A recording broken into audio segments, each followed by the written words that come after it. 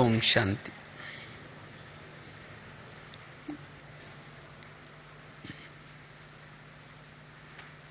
आज का विषय है योग की गहराई एवं योग के लिए धारणाएं।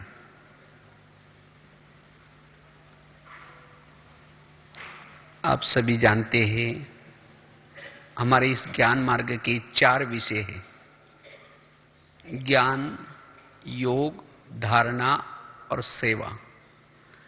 और ये चारों विषय में से सबसे महत्व का विषय है योग। और जिन्होंने योग के विषय को अच्छा बनाया, उसके बाकी जो रहे हुए तीनों भी विषय अच्छे बन सकते हैं। जितना योग लगाएंगे तो ज्ञान का चिंतन चलेगा, मनन चलेगा। आज भी बाबा ने कहा कि एकांत में बैठ करके क्या करो, विचार सागर मंथन करो। लेकिन विचार सागर मंथन कौन कर सकता है?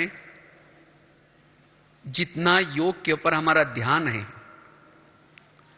उतना ज्ञान की गहराई में जा सकते हैं। योग का विषय अच्छा बनाने से धारणा का विषय भी अच्छा बनेगा। क्यों? क्योंकि जिसको योग का सुख मिला, अति इंद्रिय सुख मिलता है,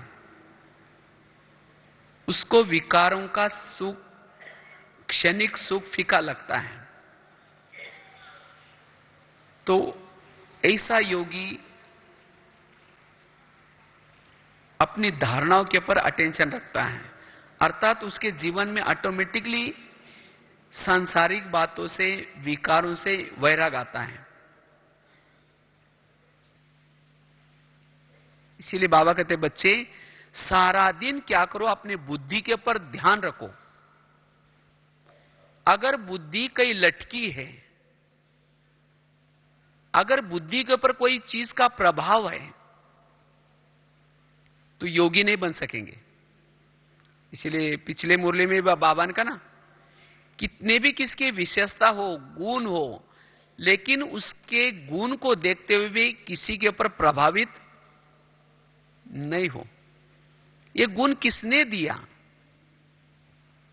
और जो ऐसा कोई भी चीजों से प्रभावित नहीं होता, वही योगी बन सकता है। अन्यथा होता क्या, योग में बैठेंगे, बुद्धि को कोशिश करके ऊपर भेजेंगे, लेकिन जहां प्रभाव आए वहां वापिस बुद्धि जाएगी। अभी गीत सुन रहे थे ना, योगी वही है जो मान, अपमान, निंदा, स्तुति इस सब में समान रहता है, संतुष्ट रहता है। कितना सुंदर गीत था। तो इसी तरह योग मतलब ऐसा नहीं कि शाम को बैठे समय योग करें और सारा दिन कुछ भी करें। जिसकी सारा दिन की धारणा ही अच्छी है, वही शाम के समय बैठक योग सफल बना सकता है।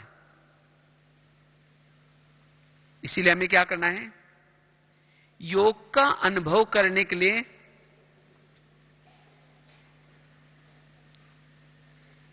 बुद्धि के ऊपर ध्यान देना है। आप योग में बैठे हैं, आपकी बुद्धि योग में है या कहीं व्यर्थ की तरफ है, कैसा पता चलेगा? आपके मन के विचार अगर चेंज हो गए, मन के विचार कोई व्यर्थ है, तो समझो कि आपकी बुद्धि कहीं और चली गई। तो ध्यान किसके ऊपर देना है? बुद्धि रूपी कैमरे के ऊपर। इसलिए कभी एकांत में बैठ करके अपने बुद्धि को समझाओ, हे बुद्धि, सचमुच तो कितनी भाग्यशाली है, क्योंकि तुम्हें तो परमात्मा के पास जाने का, घंटों तक रहने का चांस मिलता है, लेकिन उस परमात्मा के पास जाने के बजाय तुम इन व्यर्थ लोगों के तरफ या व्यर्थ बातों के तरफ क्यों जाते हो? तुम्हें उसे क्या प्राप्तियां होती हैं? और जन्म जन्मांतर तुमने मुझे भटका करके मुझे क्या से क्या बनाया। इसीलिए हे बुद्धि, मैं आत्मा राजा तुम्हें ऑर्डर दे रहा हूं, तुम्हें व्यर्थ की तरफ नहीं जाना है। जैसे ब्रह्मा बाबा ने यह अभ्यास किया, हे मन, आज तुम्हारे साथ मुझे कुछ चर्चा करनी है, आओ मेरे पास। लेकिन आज हमारा अपने मन और बुद्धि के ऊपर कोई ध्यान नहीं है। वो क्या कर रहे, क्या सोच रहे, कोई ध्यान नहीं है। और उसके कारण योग में जो सफलता मिलनी चाहिए, जो अनुभव करना चाहिए, वो नहीं करते। तो इसलिए अगर योग का अनुभव करना है, योग में सफलता प्राप्त करनी है, तो बुद्धि के साथ दोस्ती बनाओ। आत्मा का मंत्री है बुद्धि। अगर किसी राजा बहुत अच्छा है, राजा बहुत कमाई करने वाला है, मेहनत करता है, लेकिन अगर उसका मंत्री भ्रष्टाचारी है, तो राजा अमीर बन सकता है? राजा को वो मंत्री कंगाल बना सकता है। इसी तरह अगर हमारी बुद्धि में लीकेज है, बुद्धि आत्मा रूपी राजा का कहना नहीं मानती, आप ज्ञान में पुरुषार्थ में कितनी भी मेहनत करो, लेकिन जो सफलता प्राप्त करना चाहते हो वो नहीं होगी। इसीलिए हमें क्या करना है, बुद्धि के तरफ बड़ा ध्यान देना है। बुद्धि एक गाय है और मन उसका बछड़ा है। जहां गाय जाते, बछड़ा उसके पीछे पीछे जाएगा। अगर गाय यहीं है और बछड़े को मार पिटाई करके बाहर भेजो, जाएगा, वापिस गाय के पास आएगा। और यही हम करते हैं। हम क्या करते हैं, जब आएंगे योग में बैठेंगे, बुद्धि को लगाते नहीं, बुद्धि को कोई विजन नहीं देते, तुरंत यहां बैठ करके क्या करते हैं, मैं आत्मा हूं, मैं शांत स्वरूप हूं, मैं शक्ति स्वरूप हूं। जितने भी कुछ विचार थे वो खत्म हो गए। फिर क्या होगा, जो कुछ सेवा करके आए, जो कुछ आते समय रास्ते में बुद्धि ने देखा, या जिन बातों का प्रभाव बुद्धि में है, उसके विचार चलना शुरू हो जाते हैं। फिर कहेंगे यार ये विचार कैसे आ रहे हैं, मैं तो योग में बैठा हूं। फिर कहेंगे कोई बात नहीं, मैं आत्मा हूं, मैं शांत स्वरूप हूं, मैं शक्ति स्वरूप हूं। फिर कुछ समय के बाद फिर वही विचार आएंगे, और ऐसा ही आधा घंटे का हमारा योग पूरा हो जाता है। बुद्धि गई नहीं और मन भी ज्यादा समय टिका नहीं। और इसीलिए योग का अनुभव जो होना चाहिए वो नहीं होगा। इसीलिए हमें क्या करना है, पहले बुद्धि को भेजो, पहले गाय को भेजो, मन रूपी बछड़ा उसके पीछे पीछे जाएगा और योग की अनुभूति कर पाएंगे। पहले शुरू शुरू में हमने एक बहुत सुंदर एक विजन बनाते थे। हम सोचते थे जैसे मैं आत्मा मां हूं और मेरे दो बच्चे हैं, मन और बुद्धि। जैसे कोई मां होते हैं ना, अगर बाहर अंधेरा है तो बच्चों को डराती है, कहती है बेटा बाहर नहीं जाना, बाहर जाएगा तो तुमको शेर खा लेगा। तो बच्चे क्या हो जाएंगे, घर में बैठेंगे। तो इसी तरह मैं आत्मा परम धाम में बैठा हूं और मेरे दो बच्चे मन और बुद्धि। उसको मैं कहती हूं, हे मन तुम नीचे नहीं जाना, नीचे जाएगा तो तुमको माया शेर खा लेगा। लेकिन होता क्या है, बुद्धि रूपी बच्चा गया, मन रूपी बच्ची भी भाग गई, दोनों भी गए और आप अकेले वहां बैठे, कोई फायदा नहीं। क्योंकि मन बुद्धि वहां चाहिए। इसीलिए हमें क्या करना है, मन और बुद्धि को योग में परम धाम में टिका करके रखना जरूरी है। और उसकी ही बुद्धि वहां लंबा समय तक बैठ सकती है जो सारा दिन मान अपमान निंदा स्तुति या कोई भी प्रभाव उसके बुद्धि पर नहीं है। वही बुद्धि लंबा समय तक बैठ करके परमात्मा चिंतन, आत्मचिंतन, सोमानों का चिंतन कर सकते। इसलिए हमें बुद्धि से बातें करने का क्या करना है? पुरुषार्थ करना है। जब चलते फिरते बुद्धि से बातें करो। योग में जब बैठे तो बुद्धि से बातें करो। अगर इधर उधर गई, उसको पूछो कहां गई, क्यों गई, अगर तुम्हारा वहां जाने का संबंध क्या है, चेक करो कि आपकी बुद्धि कहां कहां जाती है और क्यों जाते हैं। इसके विश्लेषण में जाकर के वहां से उसको हटा दो। और जब बुद्धि के पीछे बार बार पड़ेंगे तो बुद्धि जाना बंद करेगी और तब बाबा में लग सकती है। आज बाबा ने कहा ना, बाबा के साथ क्या चाहिए? लव चाहिए, प्यार चाहिए।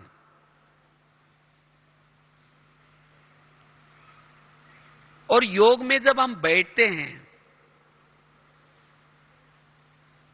उसी समय किस विधि से बैठे हैं, योग की विधि क्या है?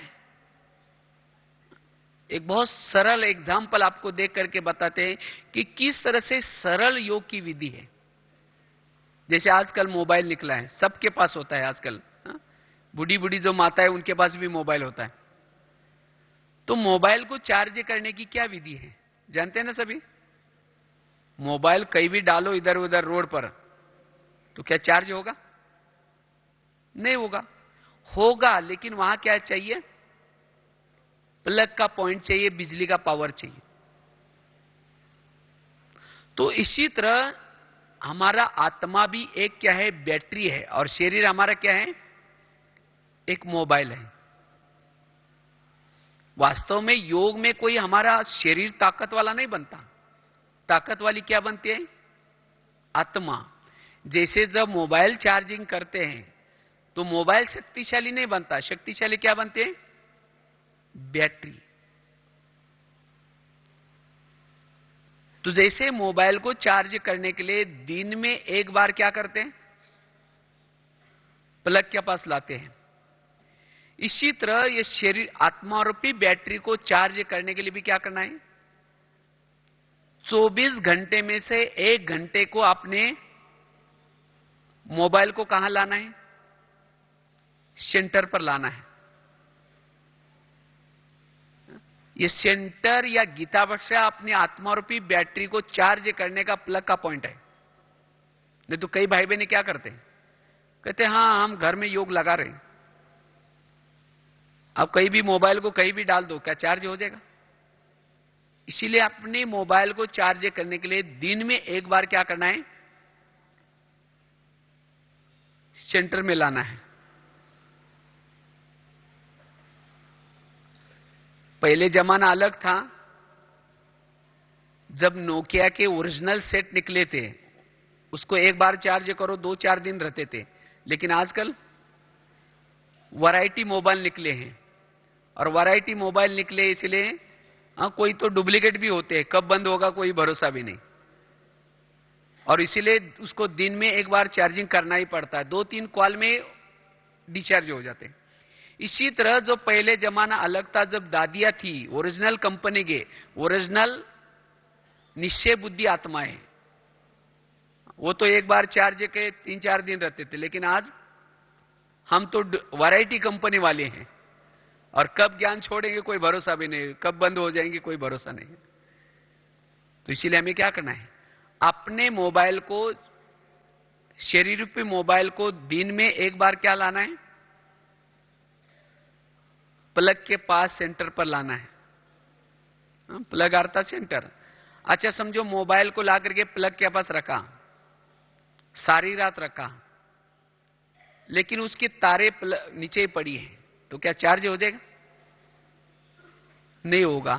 इसी तरह हमने अपने शरीर को लाकर के सेंटर पर तो रख दिया, नहीं तो कई कई तो मोबाइल तो 24 घंटा वहीं पड़े रहते हैं। इसका मतलब ऐसे नहीं कि वो पावरफुल चार्ज है। अगर मन बुद्धि की तार परमधाम में नहीं लगाई तो चार्ज नहीं होगा। इसी तरह हमने वहां सेंटर पर गए लेकिन मन बुद्धि कहीं और भटक रहे, तो भी हम चार्जिंग नहीं होंगे। तो सेंटर पर जा करके मन और बुद्धि क्या करना है, परमधाम में बाबा के साथ ज्वाइन करना है। अच्छा समझो बाबा के साथ लगाई, लेकिन एक तार लगाई दूसरी बाहर है। जैसे मोबाइल की एक तार डाली प्लग में, दूसरी बाहर है, तो क्या हो जाएगी, मोबाइल चार्ज होगा। दोनों भी तारें लगानी पड़ती है। इसी तरह हमने मन और बुद्धि दोनों भी क्या करना है, बाबा के साथ ज्वाइन करना है। अच्छा दोनों तारें लगाई, मोबाइल को ला करके प्लग के पास भी रखा, लेकिन उसके बाजू का जो बटन था वो रात भर बंद था, तो क्या चार्ज हो जाएगा मोबाइल? तो इसी तरह हम भी क्या करते हैं, मन बुद्धि बाबा में लगाते हैं, लेकिन स्मृति का बटन बंद होता है। कुछ सोचेंगे नहीं, ऐसे होकर के बैठेंगे, बस चित्र को तरफ देखते हुए रहेंगे। केवल बाबा के कमरे में जाना, चित्र को देखना, यही योग नहीं है। लेकिन स्मृति का स्विच भी क्या करना है, चालू करना है। जितनी स्मृति गहरी उतना योग गहरा। तो क्या क्या करना है, स्मृति करना मतलब योग करना, अर्थात बाबा के उपकारों को याद करना। तो बाबा के क्या क्या उपकार हैं? जब योग में बैठेंगे स्मृति करो, बाबा ने मेरे पर कितने उपकार किए हैं, कहां विकारों के गटर में गिरे थे, कितना वर्षों से, कितना जन्मों से गिरे थे। ना धर्मात्माओं ने उठाया, ना गुरुओं ने उठाया, ना कोई मां बाप ने उठाया, ना कोई सगे संबंधियों ने उठाया। तो किसने उठाया? बाबा ने उठाया, और उठा करके छोड़ा नहीं, लेकिन गले लगाया। कितने विकारी थे, कैसे पतित थे, लेकिन तो भी बाबा ने जैसे है वैसे गले लगाया, दुखों से आंसू पोंछे, और रोज बच्चे बन करके जो हमारी 63 जन्मों की जो थकान है वो मिटा रहे हैं। टीचर बनकर के रोज पढ़ा रहे हैं, माली बनकर के हमारे जीवन रूपी बगिया को सजा रहे हैं, सदगुरु बनकर के हर पल उसके वरदानों का हाथ सदा सिर पर है, हर संबंधों की पालना कर रहे हैं। क्या ऐसे बाप को हम कैसे भूल सकते हैं?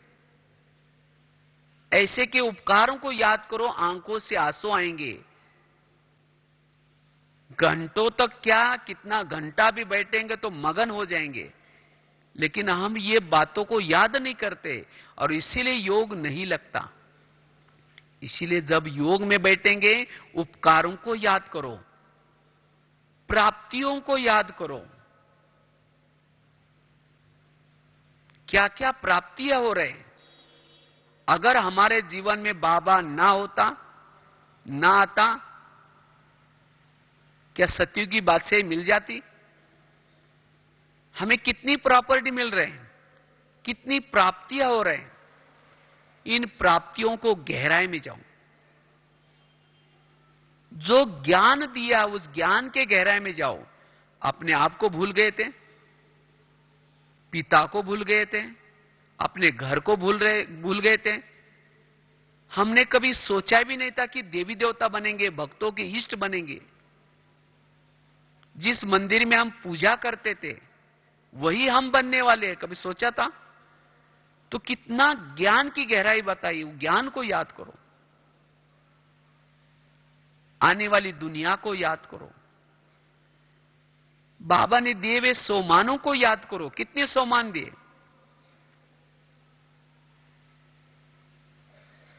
तो योग में बैठ करके हमें केवल बैठना नहीं, लेकिन स्मृति स्वरूप होकर के बैठो, स्विच चालू करके बैठो, तब जाकर के बाबा से शक्तियां, पावर्स आएगी, बल मिलेगा।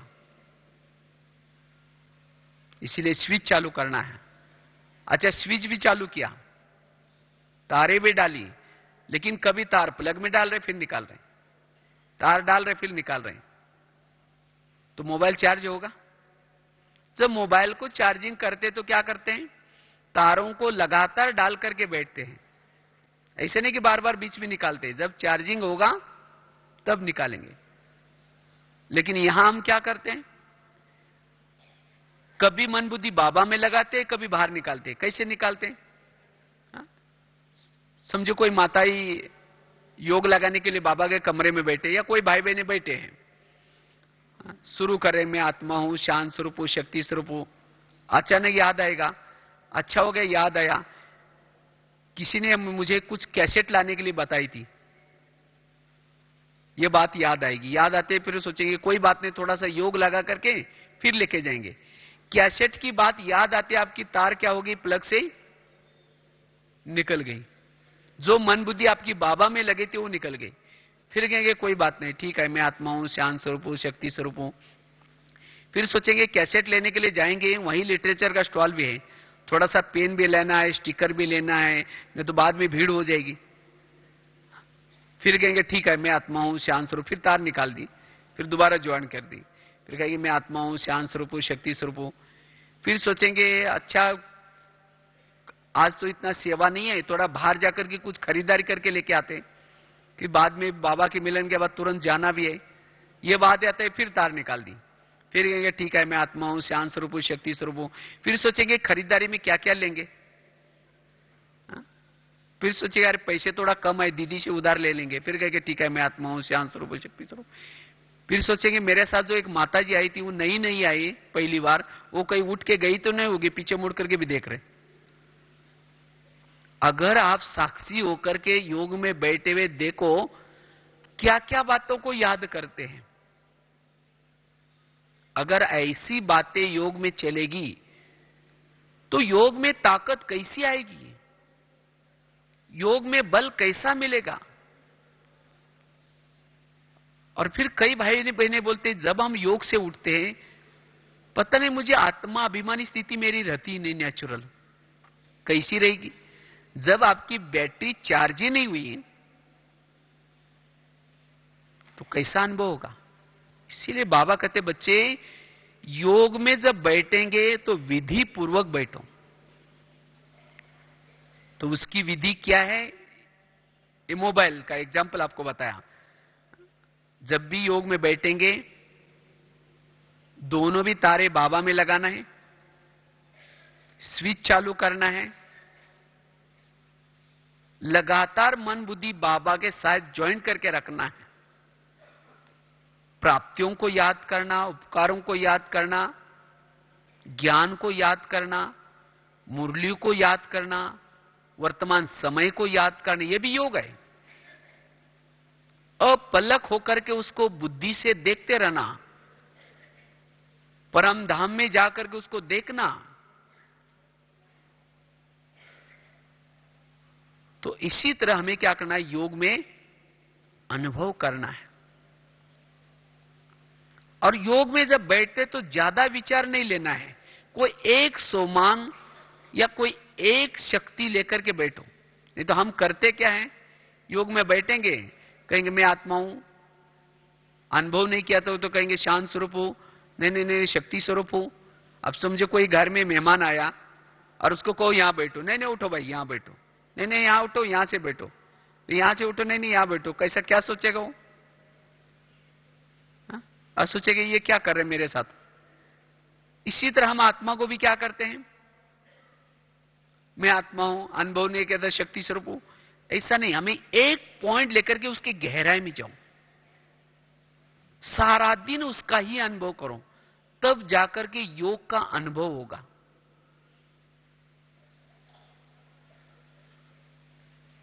और योग में कई भाई बहन क्या सोचते हैं, योग में जब हम बैठते हैं तो मेरी आत्मा तो ऊपर गई नहीं, इसका मतलब मेरा योग लगा ही नहीं। योग में कोई आत्मा शरीर से निकल करके ऊपर नहीं जाती।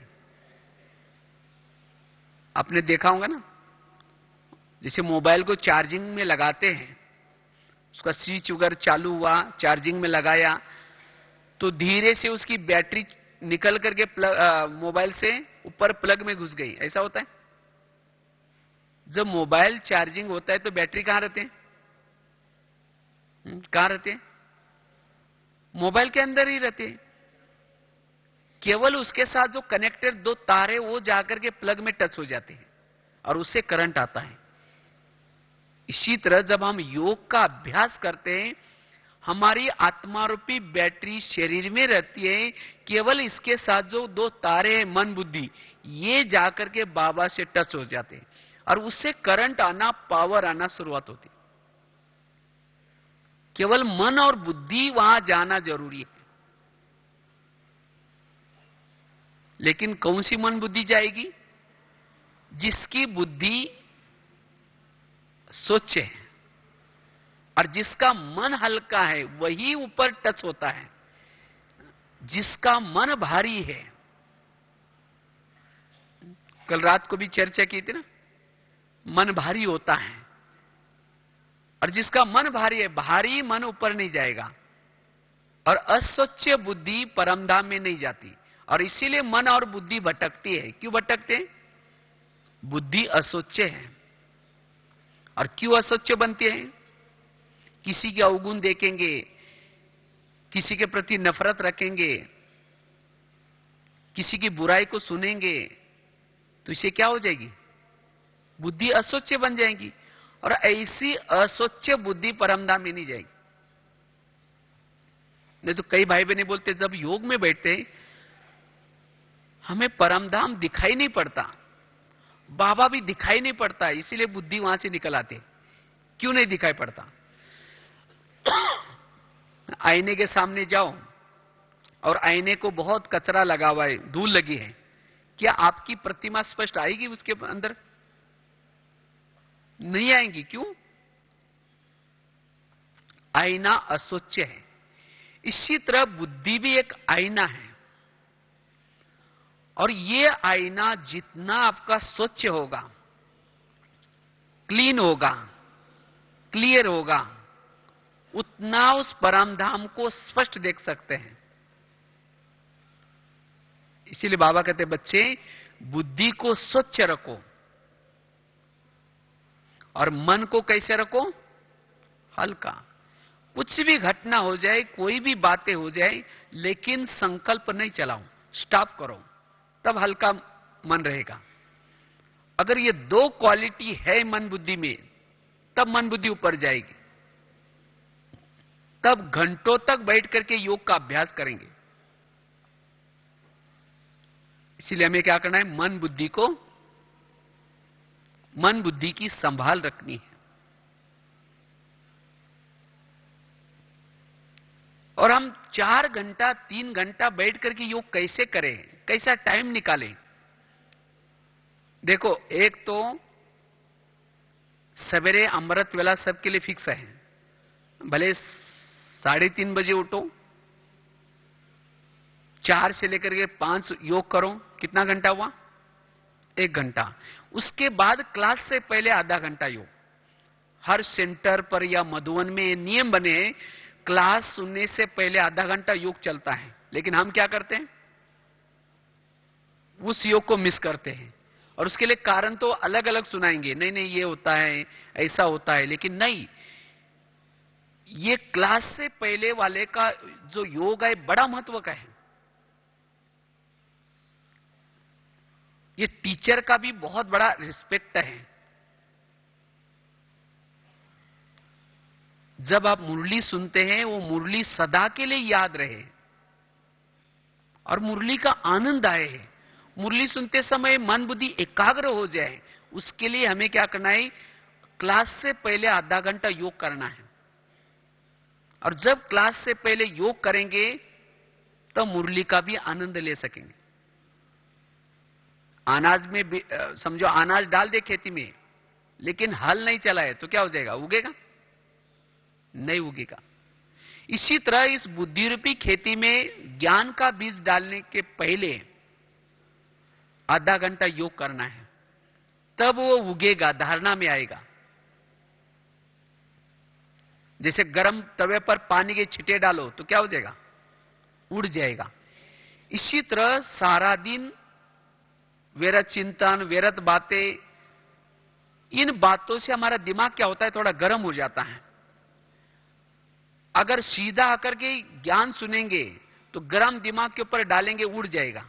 इसीलिए गर्म दिमाग को क्या करो? आधा घंटा ठंडा करो, और जब ठंडा करेंगे तब मुरली याद रहेगी।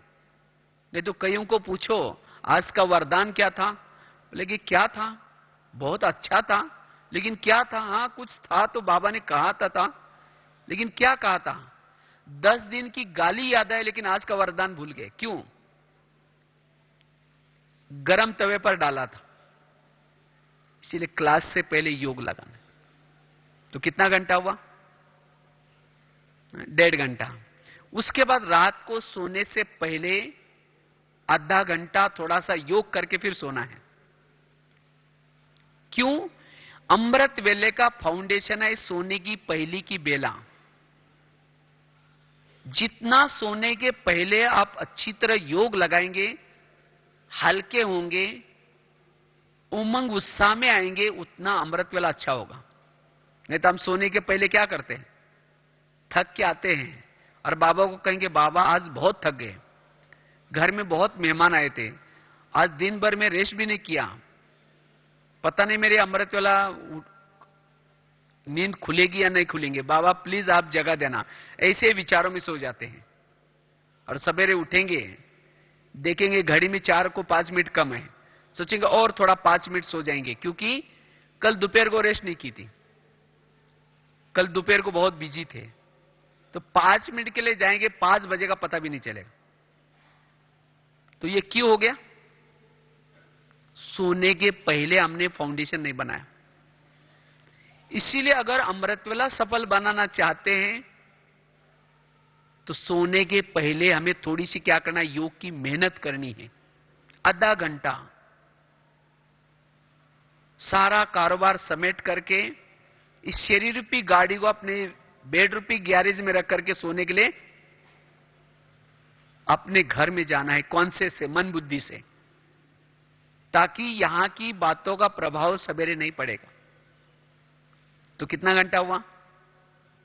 2 घंटा। उसके बाद सारा दिन के ट्रैफिक कंट्रोल। चलो आप कहेंगे यहां तो मधुबन में तो हमेशा गीत बजाया जाता है, हमारे घर में तो गीत है ही नहीं, उस समय क्या करें? चलो अभी भी ट्रैफिक कंट्रोल है, चलो 2 मिनट बाबा की याद में।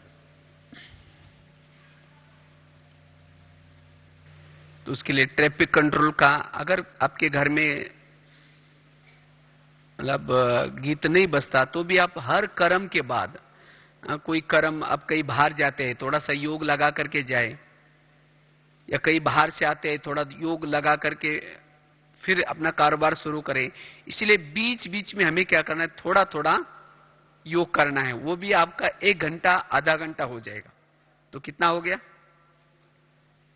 हाँ?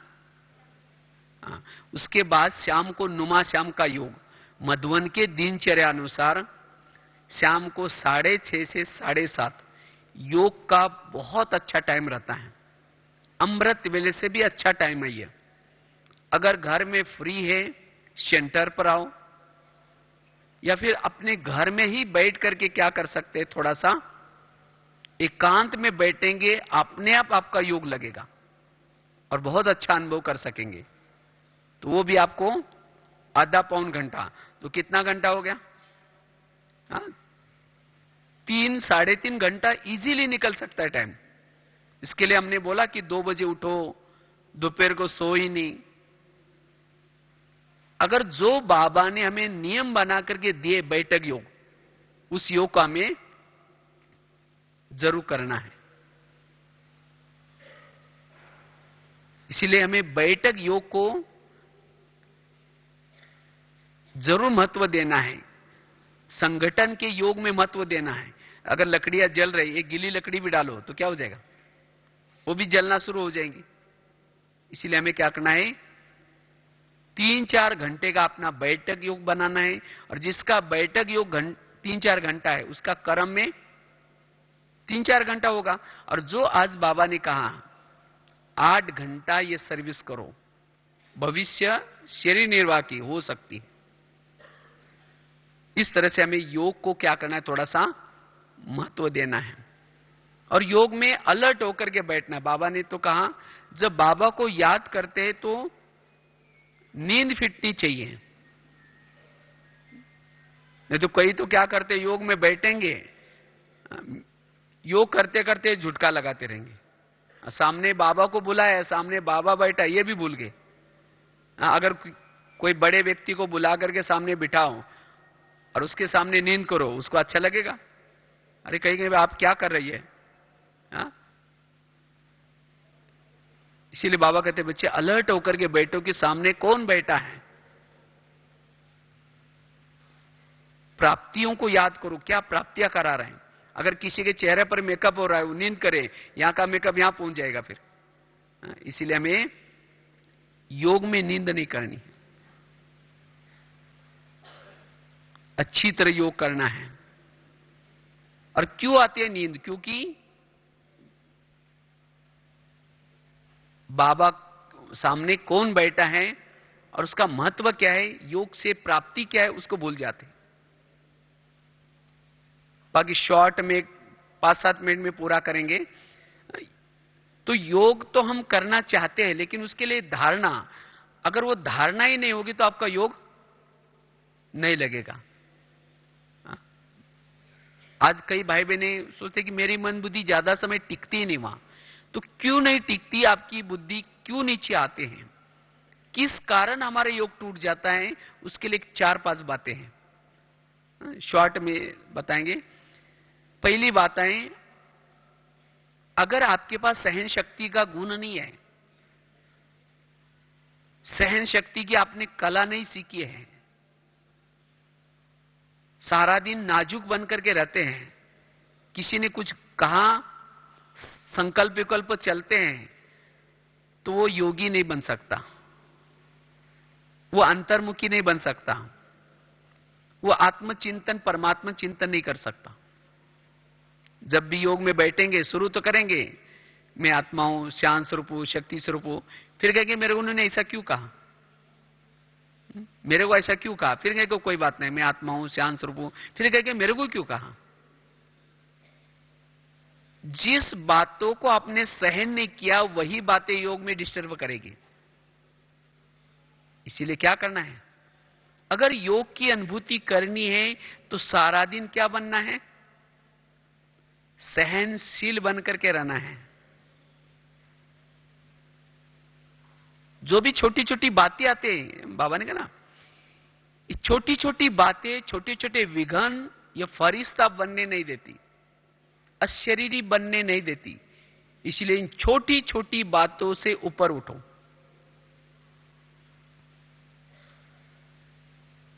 इसलिए सहनशील बनना है। जितना जिसके पास सहन शक्ति का गुण है, उतना वो शांति में रह सकता है, उतना वो धैर्यचित रह सकता है, उतना वो अंतर्मुखी रह सकता है, उतना एकाग्र रह सकता है। और एकाग्रता योग का फाउंडेशन है। इसीलिए सहन शक्ति का गुण, इसका तो बहुत विस्तार है, लेकिन आपको शॉर्ट में बताया बस। सहन शक्ति कैसे आई, क्या करे, उसका बहुत लंबा विस्तार है। दूसरी बात है, अगर योग का अनुभव हो, योग में बाबा से प्यार मिले, इसलिए पर चिंतन की बातों से सारा दिन बच करके रहे। अगर सारा दिन हम किसी का परचिंतन करते रहेंगे, किसी के अवगुण देखते रहेंगे, तो योग में बैठ करके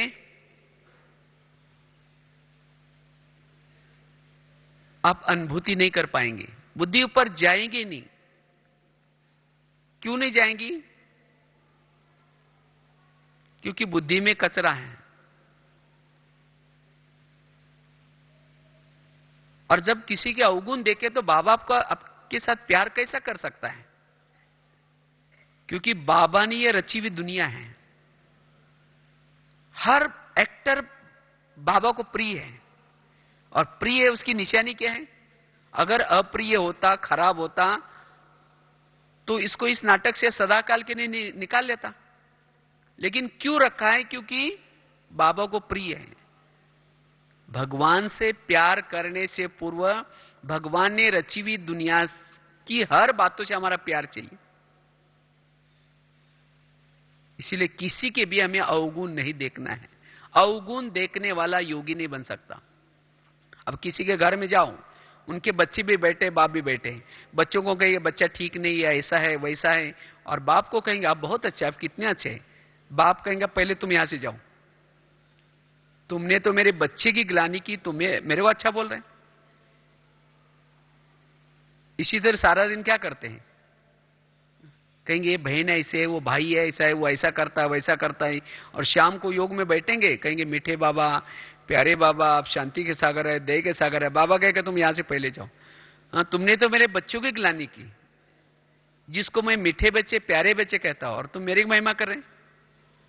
प्रैक्टिकल बात है। इसीलिए बाबा का प्यार चाहते हैं तो सभी के क्या देखने हैं, गुण देखने हैं, विशेषता देखनी है, पर चिंतन की बातों से दूर रहे। यह बहुत बड़ी धारणा है, और जिसकी यह धारणा पक्की है, संगठन में रहते हुए भी, परिवार में रहते हुए भी, हर एक के अंदर जो गुण है, विशेषता है, उसको देखें, तब हमारा योग बहुत अच्छा लग सकता है। वो कैसे मुक्त बने, फिर वो लंबा टॉपिक है। तीसरी बात है, अगर योग की अनुभूति करनी है तो जरूरी है बाबा के श्रीमत प्रमाण चले। जो जितना बाबा के श्रीमत प्रमाण चलेगा उसका योग ऑटोमेटिकली लगेगा। योग क्यों नहीं लगता, क्योंकि श्रीमत का उल्लंघन करते हैं। कोई भी मां अपने बच्चों को प्यार करते है, कब करते हैं, वो बच्चे को कहेगी बेटा आज कपड़े गंदे नहीं करना, पढ़ना, लड़ना नहीं, झगड़ना नहीं, कई डायरेक्शन देकर के भेजती है, और बच्चा जाता है, कपड़े गंदे करता है, लड़ता है, झगड़ता है, और जब शाम को आएगा मम्मी मम्मी करेगा, मम्मी किचन से देखेगी मैंने जो उसको कहा था वो करके आया, अगर नहीं करके बोले कि तुम चिल्लाते रहे, मैं यही ठीक हूं, अच्छा जाएगी, जाकर 2 थप्पड़ लगा देगी, कहेगी तुमको मैंने क्या कहा था, तुम गंदा होकर के आया। इसी तरह बाबा भी हमारा कौन है, बाबा हमारी मां है, और बाबा हमें रोज क्या करता है, ऊपर से आकर के कई डायरेक्शन देता है। मीठे बच्चे आज आत्मा समझना, पर चिंतन नहीं करना, मेरे याद में रहना। मुरली मतलब कुछ और नहीं है, मुरली मम्मी ने क्या करने के लिए बोला और क्या मना किया, 2 कॉलम में लिखो। और जिस बातों को मना किया उसको न करना, और जिसको करने के लिए बोला उसको करना, यह है ज्ञान। लेकिन हम क्या करते हैं, जो मम्मी ने मना किया वो करते हैं, और जो करने के लिए उसको नहीं करते।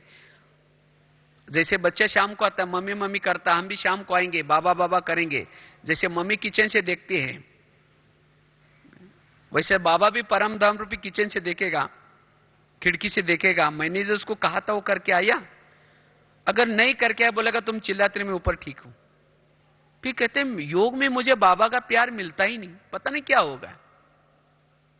अगर योग नहीं लग रहा है, योग में अनुभूति नहीं हो रही, जरूर दाल में कुछ काला है, जरूर मेरे से कुछ ना कुछ नियम का उल्लंघन हुआ है।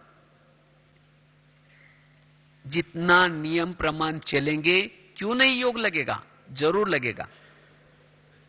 इसीलिए हमें जो ईश्वरीय मर्यादा है, जो ईश्वरीय नियम है, उस नियम पर हमें दृढ़ रहना है, ऑटोमेटिकली योग लगेगा। यह है तीसरी धारणा। चौथी धारणा है संस्कार परिवर्तन। अगर हम बाबा इतना पढ़ाता है, इतना ज्ञान सुनाता है, तो भी अपने आप में परिवर्तन नहीं कर रहे, तो बाबा का प्यार कैसा मिलेगा। अगर बाबा का प्यार चाहते हो, अपने आप को परिवर्तन करो, शिक्षा के अनुसार चलो। जैसे पति पत्नी होते हैं, पति पत्नी क्या करते हैं, समझो कोई भी पति जब शादी करता है, आजकल तो क्या करते हैं, जोड़ा पसंद करते हैं। अगर पति पढ़ा है तो पत्नी भी कैसी चाहिए? पढ़ी लिखी चाहिए। अगर पति गोरा है तो पत्नी भी गोरी चाहिए। इसी तरह बाबा भी हमारा पति है। आज कितने भाग्य की बात है, स्वयं परमात्मा आपके ऊपर फिदा हुआ है। ये कोई साधारण बात नहीं है, और आप भी कोई साधारण नहीं है।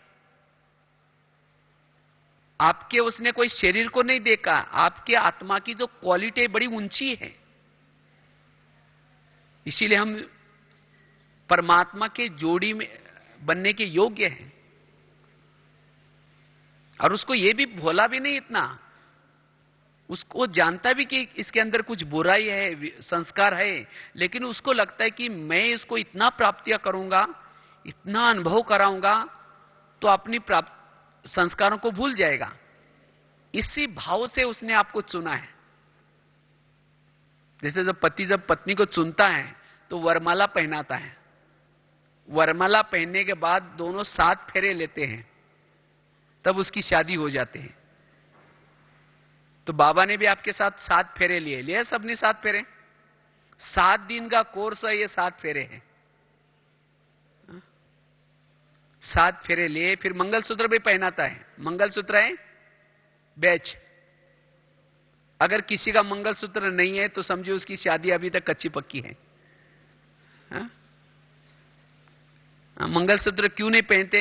जिसकी शादी नहीं हुई वो नहीं पहनते, या उसका पति ऑफ हुआ है वो नहीं पहनता। तो हमारा पति तो कभी ऑफ तो होता ही नहीं। अगर जिसका मंगलसूत्र नहीं तो दूसरे की नजर जाते हैं, उसको लगता है कि इसका कोई रखवाला नहीं है। इसीलिए बाबा कहते हैं मंगलसूत्र सदा पहन कर रखो। और जब उसकी शादी होते है वो अपने घर में लेके जाता है, और घर में लेके जाने के बाद कहता है मैं ऑफिस में जा रहा हूं, ये करना ऐसा ऐसा करना, और पड़ोसनी के बाद जाकर के बातें नहीं करना। और जब शाम को आया, पति ने क्या देखा? पत्नी आराम से पड़ोसनी के पास बैठी है। तो सोचेगा चलो कोई बात नहीं, आज का दिन छोड़ देते हैं, झगड़ा नहीं करेगा। लेकिन रोज अगर पत्नी पति का कहना ही नहीं मानेगी तो पति क्या करेगा? फिर रोज दोनों का झगड़ा होते होते कहेगा तुम अपने घर में ठीक, हम अपने घर में थी, जिसको कहते आजकल डाइवर्स। लेकिन आजकल जमाना बदल गया, आजकल डाइवर्स नहीं करते, क्योंकि गवर्नमेंट के नियम बड़े कड़े हो गए। लेकिन क्या करते हैं, अगर कोई पत्नी कहना नहीं मानती, पति क्या करता है? दूसरी सगाई करता है। लेकिन जब दूसरी सगाई होती है तो जो पहली पत्नी है उसके साथ प्यार नहीं होता उसका, वो खाया पिया सोया कुछ नहीं देखता। इसी तरह बाबा भी रोज हमें मुरली में कितनी डायरेक्शन देता है। अगर उस पति का कहना नहीं मानेंगे तो पति क्या करेगा? फिर डाइवर्स देगा। अर्थात वो ज्ञान से कोई ना कोई कारणे अकारणे निकल जाएंगे। इतना अच्छा पति और डाइवर्स दे, इसका इतना बड़ा दुर्भाग्य और कोई नहीं। तीनों लोगों का मालिक पति हमें घर से निकाल दे, और क्यों निकाल देता है? उसका कहना मानना नहीं, इसलिए। चलो आजकल जमाना बदल गया, बाबा भी डाइवर्स नहीं देगा, लेकिन क्या करेगा? जिस पद के लिए आपको चुना है, अगर उस अनुसार आप नहीं चलेंगे, उसको तो दुनिया बनानी है, वो किसी और आत्मा से प्यार करेगा। फिर कई भाई बहनों का अनुभव है। क्या अनुभव है? कहते हम जब पहले ज्ञान में आए थे तो हमारा योग बहुत अच्छा लगता था, बाबा का प्यार बहुत मिलता था, लेकिन अब पता नहीं क्या हो गया। इसका मतलब पति ने दूसरी सगाई कर दी। इसलिए योग का अनुभव करने के लिए जो बाबा कहता है उस अनुसार संस्कारों में परिवर्तन करना है। जितना संस्कारों में परिवर्तन करेंगे, बाबा का प्यार मिलता रहेगा। यह है चौथी धारणा। और लास्ट की 5वीं धारणा है सोमानों के अभ्यास। जितना सोमान में रहेंगे, सोमानों के अभ्यास करेंगे, आंतरिक शक्तियां जागृत होगी। और जब आंतरिक शक्तियां जागृत होगी, ऑटोमेटिकली आपका योग लगेगा। वास्तव में योग अर्थात सोमानों के अभ्यास, और सोमान भी वैरायटी है। आपको जिस प्रकार के सोमान चाहिए, समझो पवित्रता के लिए अलग सोमान है, आपके अंदर जैसी बीमारी है, समझो आपको पवित्र रहना मुश्किल पड़ रहा है, तो पवित्रता के सोमान याद करो। किसी को कर्मेंद्रिय जीत बनना मुश्किल पड़ रहा है, तो कर्मेंद्रिय जीत बनने वाले सोमान याद करो। अगर किसी का मनोबल कमजोर है, मनोबल को बढ़ाने वाले सोमान याद करो। किसी को ईश्वरीय नशा नहीं है, तो नशे वाले सोमान याद करो। जैसी बीमारी वैसी टैबलेट यूज करो। नहीं तो आज कई भाई बहन क्या करते हैं, पवित्र रहना है, पवित्रता की धारणा करनी है, लेकिन सोमान क्या करेंगे, मैं शांत स्वरूप हूं, मैं शांत स्वरूप हूं। शांत स्वरूप कहने से पवित्रता नहीं आएगी। पवित्रता के लिए सोमान है, मैं पवित्रता का अवतार हूं। बस पूरा हो गया। मैं पवित्रता का अवतार हूं, मैं पवित्रता की देवी हूं, मैं पवित्रता के सागर से निकला हूं। तो इस तरह से पवित्रता के सोमान याद करना है। ईश्वरीय नशा के लिए स्वयं परमात्मा मेरा साथी है, मैं मास्टर सर्वशक्तिवान हूं, यह सोमान याद करें। इस तरह से अलग अलग सोमान को याद करने से योग में मगन हो जाएंगे, ऑटोमेटिकली योग लगेगा। इसलिए हमें क्या करना है, अलग अलग सोमानों के अभ्यास करने हैं। तो इस तरह से अगर ये 5 धारणा आपके जीवन में है, तब योग का अनुभव कर पाएंगे। अगर 5 में से एक भी कमी है, सहन शक्ति की कमी है, योग नहीं लगेगा। अगर श्रीमत का पालन नहीं करेंगे, योग का अनुभव नहीं होगा। अगर संस्कार परिवर्तन नहीं करेंगे, योग नहीं लगेगा। सोमानों में नहीं रहेंगे, योग नहीं लगेगा। इसीलिए इन धारणा को जीवन में अपनाना है। और जो बताए कि कैसे हमें विधि से योग लगाना है, जब हम योग में बैठते हैं तो कैसे मन लगाना है, बुद्धि लगाना है, और किस तरह से अंदर से क्या क्या चिंतन करना है। जब ऐसे योग को विधि से करेंगे, योग में सहज ही अनुभव होगी। और जिसको योग का अनुभव होगा, उसकी आत्मा की चमक बढ़ेगी, अतीन्द्रिय सुख मिलेगा, और तब जाकर के सारा दिन कर्म योगी भी बन करके रह सकते हैं। तो मधुवन से जाने से पहले हमें इसी शिवरात्रि से इसी धारणाओं को पक्की करके जाना है और निरंतर योगी बनने का पुरुषार्थ करना है। तो आने वाले महाविनाश में जो समस्या आएंगी, बातें आएंगी, उसके अंदर आप अचल अडोल बन सके और भविष्य का आपका पद भी ऊंचा मिले, और जो जन्म जन्मांतर के विकर्म है वो भी योग में भस्म हो जाए। ऐसा हमें क्या करना है, योग का चार्ट अब बढ़ाना है। और जिसका योग का चार्ट अच्छा होगा, आगे चल करके उसके सामने सेवाएं बहुत आएंगी। तो जो भी बातें सुनी उसको प्रैक्टिकल में हमें क्या करना, अब मधुवन में करना है। ठीक है। ओम शांति।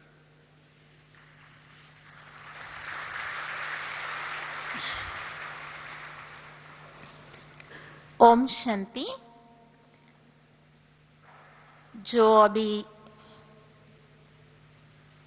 योग का गहराई में जाने के लिए और योग सहज रीति धारणा करने के लिए बहुत सुंदर सम्मान, शक्तियां, गुण, चिंतन बहुत सुंदर रीति से, बहुत अच्छी रीति एग्जाम्पल देते हुए सबको सहज ही योग लगाए, ऐसे भगवान भाई जी ने हम सभी को बहुत बहुत प्यार से, गहराई से क्लास सुनाई है।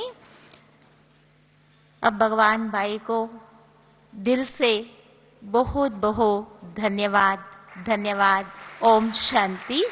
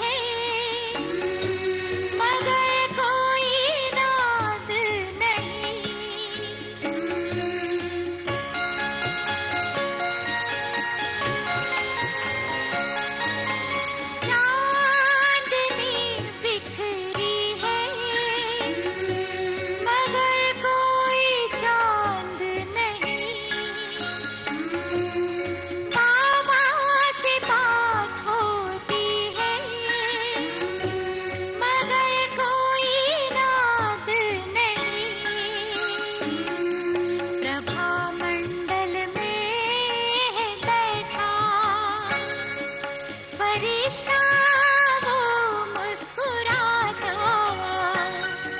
मनाता मधुर मिलन निराले अपने वतन फरिश्ता रूप रच कर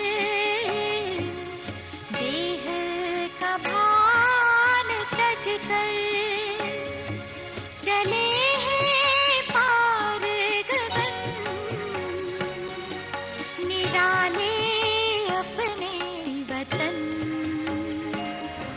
निराले अपने वतन